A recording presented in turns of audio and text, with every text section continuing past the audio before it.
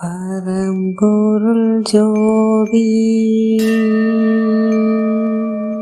பரம்பொருள் ஜோதி பரம்பொருள் ஜோதி பரம்பொருள் ஜோதி. அம்மா வணக்கம்மா. என் பேர் மணிமொழி. நான் சேத்தித்தப்புலேருந்து வரேன். நான் ஆசிரியராக வேலை பார்க்குறேம்மா. ஆரம்பத்தில் எனக்கு முதுகு வலி இருந்ததும்மா. அதனால் என் ஃப்ரெண்டு எனக்கு உங்களை அறிமுகப்படுத்தி வச்சாங்க. உங்களை 9 வருஷமாக எனக்கு தெரியுமா.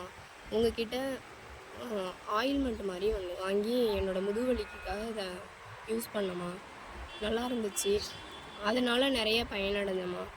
அதுக்கப்புறம் உங்களோட பதிவை டெய்லியும் படிப்பேன். உங்களோட வீடியோவும் டெய்லியும் தினசரியும் பார்ப்பேன். உங்கள் வீடியோவில் நீங்கள் சொல்லியிருக்கீங்கம்மா, உணவு ஒழுக்கம்னு சொல்லிட்டு, ஒரு வேளை உணவு முறை, 2 வேளை உணவு முறை அப்படின்னு சொல்லியிருக்கீங்க. அதில் ஒரு வேளை உணவு முறைக்கு எப்படி வரணும், 2 வேளை உணவு முறைக்கு எப்படி வரணும் அப்படின்னு கொஞ்சம் எனக்கு சொல்லி கொடுங்கம்மா. உங்களோட அந்த பதிவு படிக்கிறதுனால எங்களுக்கு நிறைய பாதிப்புலேருந்து நாங்கள் விலகுற மாதிரி, பாதுகாப்பாக இருக்கிற மாதிரி நாங்கள் உணர்கிறோம்மா. டெய்லியும் அந்த பதிவு படிக்கிறோம்மா. நன்றிங்கம்மா. இறைவன் மீது அன்புடையவருக்கு வணக்கம். எனது பெயர் சிங்கை மீனாட்சி. விழுப்புரத்திலிருந்து உரையாடுகின்றேன். மகான்களின் மகத்துவம் பகுதி 85. பரம்பொருள் பரம்பொருள் பரம்பொருள் பரம்பொருள் பரம்பொருள் பரம்பொருள் பரம்பொருள் பரம்பொருள். அதாவது மகான்களை பற்றி நினைப்பதற்கும் மகான்களை பற்றி உரையாடுவதற்கும் அரும்பாக்கியம் செய்திருக்க வேண்டும். அந்த பாக்கியம் எமக்கு கிடைத்தமைக்கு மிக்க மகிழ்ச்சி அடைகின்றேன். அதாவது ஒரு மாணவி கேட்டிருந்தார்கள், இந்த மாதிரி உணவு ஒழுக்கத்தில் ஒரு வேளை உணவு, 2 வேளை உணவு, 3 வேளை உணவு எப்படி நிறுத்துவது, அது எப்படி பழகுவது என்று கேட்டிருந்தார்கள்.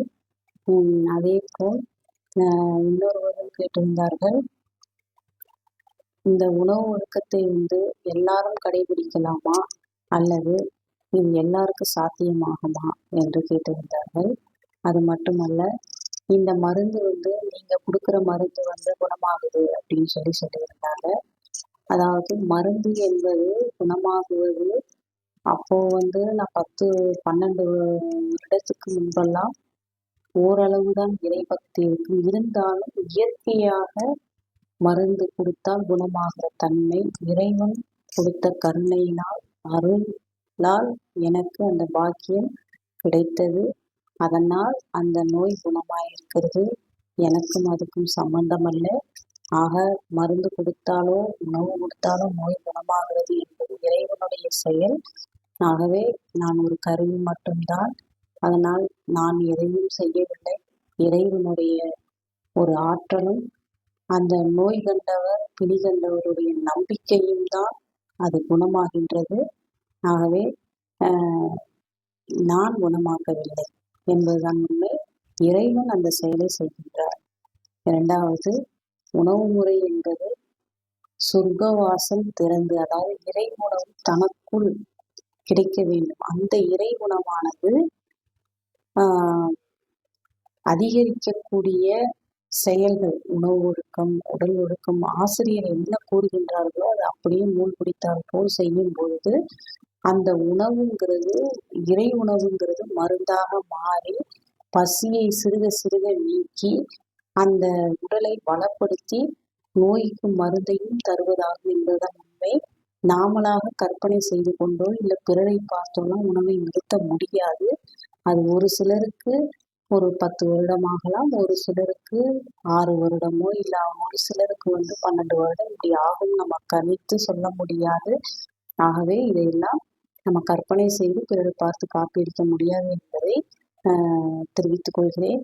ஆகவே அவரவர் எப்படி ஆசிரியர் கூறுகிற ஒழுக்கத்தை கடைபிடிக்கிறார், அதற்கு தகுந்தா போல உடல் தன் வசப்படும்.